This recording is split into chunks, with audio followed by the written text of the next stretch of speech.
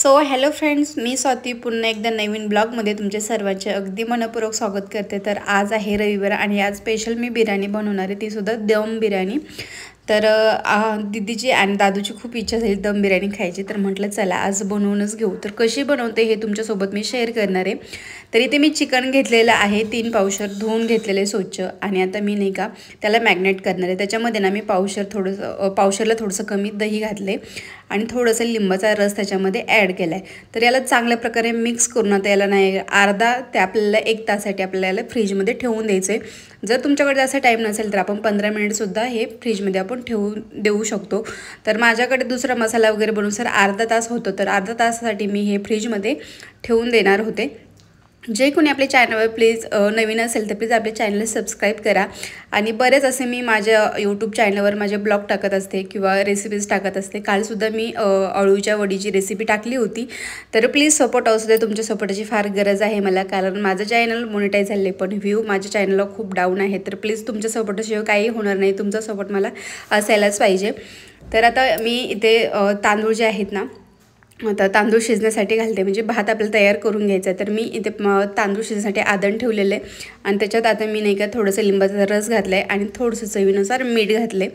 तर त्याला आदण येऊपर्यंत याला ठेवून देतो, तोपर्यंत आपण दुसरी प्रोसेस करून घेऊ। याच्यामध्ये लिंबाचा रस ॲड केला म्हणजे जेणेकरून तांदूळ एकदम सुटसुटीत होतात। तसे मी बासमती तांदूळ इथे घेतलेले आहेत, ते एकदम सुटसुटीतच होतात।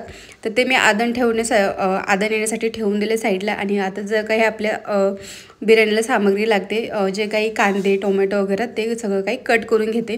तर मी सर्व काही कट करून घेतले, तर तुम्ही बघू शकता इथे जे काही लागते ते सर्व मी ते कट करून घेतले। कांदा टोमॅटो, अद्रक लसणाची पेस्ट, हिरवी मिरची आणि काही खडे मसाले आणि तिखट मसाले काही आहेत।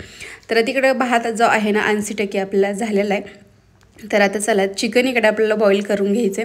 तर याच्यामध्ये मी घातलेलं आहे तेल। आता तेल आहे ना, आपल्याला तेलाची क्वांटिटी जरा जास्त घ्यायची आहे, कारण बिर्याणी म्हटलं थोडंसं तेल आलंच पाहिजे। नंतर याच्यामध्ये तेल चांगलं कडकडीत तापल्याच्यानंतर आपल्याला कांदा घालायचा। कांदा भरपूर क्वांटिटीमध्ये टाकायचा आहे आपल्याला, आणि टोमॅटो, हे 2 गोष्टी आहेत ना क्वांटिटीमध्ये टाकायच्या जास्त। नंतर कांदा पूर्ण ब्राऊन झाल्याच्यानंतर याच्यामध्ये आलं लसणाची पेस्ट घातली, खडे मसाले घातले, हिरवी मिरची घातली, त्याच्यानंतर टोमॅटो घातला आणि वरून थोडंसं मीठ टाकलं। याला चांगलं आपल्याला फ्राय होऊन द्यायचं आहे। मीठ टाकल्याच्यानंतर टोमॅटो एकदम शिजायला सोपे जातात। त्याच्यानंतर काही लाल मसाले टाकले, तिखट आणि बिर्याणी मसाला घातला। तर त्याच्यानंतर आपलं जे चिकन आपण मॅग्नेट करायला ठेवलं होतं ते आता आपण याच्यामध्ये टाकून घेणार आहोत आणि चांगलं आपल्याला मिक्स करून घ्यायचं आहे। आणि याला आपल्याला झाकून ठेवायचं आहे अगदी 15 ते 20 मिनिट आपल्याला कुकरच्या झाकणाने झाकून ठेवायचं, किंवा तुम्ही एखादी शिट्टीसुद्धा देऊ शकता। तर मी इथे झाकून ठेवले 15 ते 20 मिनिटं, अगदी आपल्याला पाहिजे तसं चिकन नाही का बॉईल होते। तर आता आपल्या इकडं भात जो आहे ना तो पण रेडी झालेला आहे। आता आपल्याला वरच्या साईडचा भात आहे ना तो पूर्ण काढून आपल्याला एका ताटामध्ये घ्यायचा आहे, आणि जे काही चिकन आपण बॉईल केलेलं आहे, ग्रेव्ही बनवलेली चिकनची, ते सर्व चिकन आपल्याला याच्यामध्ये टाकून घ्यायचं आहे। आणि जो आपण भात काढून ठेवलेला होता तो आता मी सर्व तो याच्यामध्ये टाकून देते। वरून मस्त कांदा जो आहे ना थोडासा ब्राऊन झालेला कांदा तळून घेतलेला तो टाकायचा। नंतर कलर टाकलेला आहे मी इथे ऑरेंज कलर घेतलेला आहे, नंतर हे ग्रीन कलर टाकलेला आहे मी। तर मिक्स कलरची केलेली आहे आपली बिर्याणी। तर बघू शकता किती छान कलर दिसतोय, एकदम तिरंगाच कलर दिसतोय। तर आता आपली बिर्याणी ऑलमोस्ट झालेलीच आहे। वरून थोडीशी कोथिंबीर टाकायची आपल्याला, आणि याला ना आता थोडीशी आपल्याला वाफ देऊन घ्यायची आहे, कारण वाफ दिल्याशिवाय टेस्टी नाही लागणार। तर आता याला मी गॅसवर ठेवते, गॅस थोडासा कमी करायचा आहे आणि याच्यावर आपल्याला झाकून ठेवायचं आहे।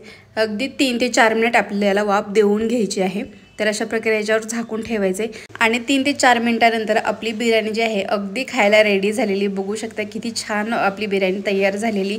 जर तुमचा पण असं संडेला काही प्लॅन असेल तर नक्की अशी एकदा तुम्ही दम बिर्याणी बनवून बघा, खूप छान आणि खूप टेस्टीसुद्धा लागते। माझ्या दोन्हीही मुलांना खूप आवडते। आता असे बसलेत ना ते, त्यांना असं वाटतं की कधी खायला मिळेल। तर चला इथेच थांबते। जर तुम्ही आमच्या चॅनलवर नवीन असाल तर प्लीज आमच्या चॅनलला सबस्क्राईब करा। चला भेटूया नेक्स्ट व्हिडिओसोबत, तोपर्यंत बाय बाय।